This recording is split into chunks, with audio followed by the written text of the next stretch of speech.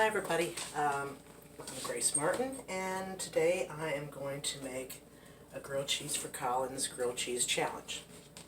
So, I've got my cast iron skillet already warmed up, and the first thing I'm going to do is spread a little bit of mayonnaise. A lot of people use margarine or butter, but mayonnaise is also another alternative. But I'm going to spread that on the bread and pop it in the pan.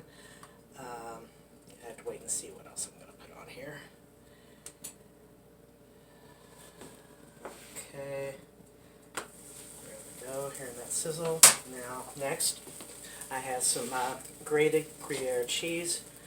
Couldn't find my cheese grater, so I had to use a potato peeler, so the pieces are a little larger than they normally would be, but that's okay. I think it'll turn out alright anyway. I prefer to use grated cheese when I'm making a grilled cheese because it'll help it melt a little quicker, maybe a little more evenly. So, looks like I've got plenty here, so we're just going to pile it on.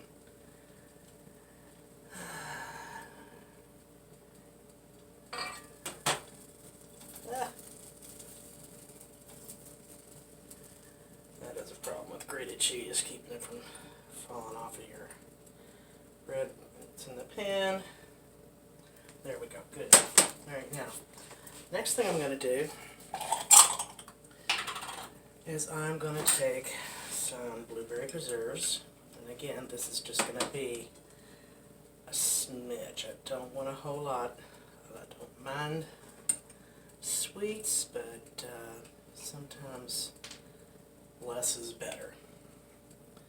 I don't want it to become like a so sweet that it's more of a pastry. Okay, so I'm going to put that face down on top of the gruyere. I'm going to turn that up just a little bit. And I need to put another spread of mayonnaise on this top piece here.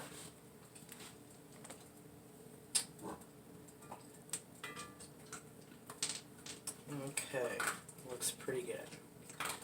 Alright, so let's get rid of these. Alright, so normally when I do a grilled cheese, I'm not going to do this version. For one thing, I love gruyere cheese. However, it's a little pricey. If y'all can see, no, maybe a little too dark this way. There. I bought about a half a pound, and it cost me $11.75. That's not something that I can afford every day, but for Colan, we did it. And also, let me read this, what it says about the gruyere cheese.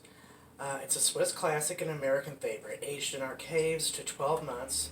The dense ivory paste is reminiscent of toasted hazelnuts and brown butter, with a touch of fruity acidity, and melter for all occasions, or eat with smoky speck and dry sherry. Well, or you can make a grilled cheese with it. It feels like it's probably toasting. Let me take a peek. Oh yeah. Flip that over. So, I got this recipe from a friend of mine, Roselle, who is a cheese steward. She is in charge of running the cheese shop that's in our local grocery store, and she's been schooled on all things cheese. So she's my go-to when I have questions about cheese. She said that she had used this recipe once for a demonstration that she did at the store, and it went over pretty well. She gave me a few other ideas, but then in the end, this is the one that I settled on. Again, it's not something that I would do every day because the price of the cheese is pretty up there, but for a special occasion, sure, for a change of pace, definitely. I've tried it already a couple of times, and well, I'm fixing it again, so yeah, it can't be that bad, huh? No, it's actually pretty good. I can see this side. Oh yeah, we're done. We are done. So, set this to the side, turn the stove off. Okay. Now,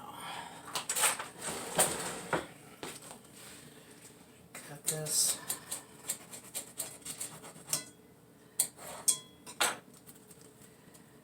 There you go.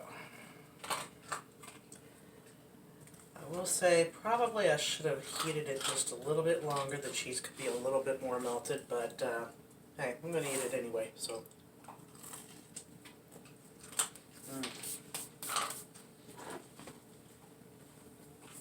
And the blueberry preserves, just like I said, a smidge. It tastes so good. So, there's my grilled cheese, the gruyere,